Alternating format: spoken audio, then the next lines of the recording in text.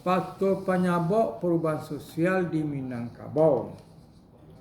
Lanjutan 5. Bagaimana aguang wewenang Niniak Mamak dewasa kini dapat disaksikan pada suatu kasus. Rapat adat pada satu kali akan dihadiri oleh kontroler, maksudnya kontroler Belanda dari meninjau. Oleh karena dihadiri oleh pihak Belanda sendiri, maka Kapalo Nagari menempatkan dua meja dan 2 kursi untuk rapat, 2 tempat duduk kontroler dan Kapalo Nagari. Niniak Mamak duduk bersilo di sekitar ruangan balairung di atas tikar yang menghampiri balai sidang.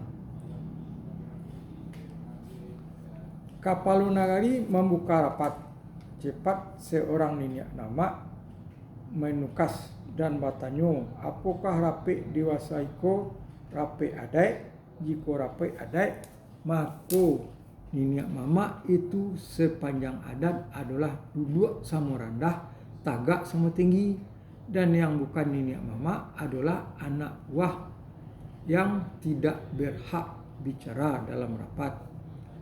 Adat tanpa izin Niniak Mamak, tapi kini tampaknya duduk sudah tidak sama rendah sebagai akibat gugatan sepanjang adat iko tapaso 2 meja dan 2 kursi itu disingkirkan kontroler Ece Westenek buka kurung yang banyak karyanya mengenai Minangkabau tutup kurung itu seorang yang sangat arif akan tata adat di Minangkabau, terpaksa turut duduk bersilo dan tidak punya hak suara dalam mengambil suatu keputusan.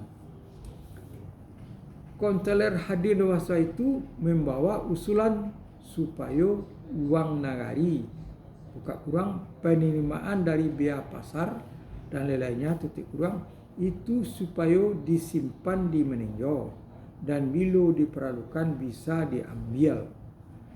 Ada dulang melihat penerimaan dari biaya pasar atau dan lain-lainnya supaya disimpan di meninjau dan bila diperlukan bisa diambil. Jikalau usulan itu diterima oleh nagari-nagari dalam wilayah 10 kota, akan terciptalah kesatuan dana hingga dengan kesatuan dana itu akan dibiayai sesuatu proyek secara bergiliran. Pembicaraan memuncak angin dengan pihak yang sudah cenderung untuk menyetujuinya. Paling akhir seorang Niniak Mamak yang menyanggah dengan memperdengarkan sebuah pepatah buka kurung, kayu dipagu apa guna di usia titik kurung. Lebih baik memikirkan sumber-sumber penerimaan lainnya. Jika memang diperlukan kesatuan dana dan sumber penerimaan lainnya, itu sudah pasti akan membebani anak kemanakan.